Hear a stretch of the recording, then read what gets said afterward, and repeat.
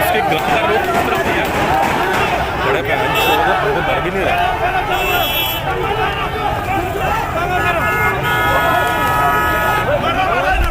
media जो सानू मारन दे उन्होंने मारो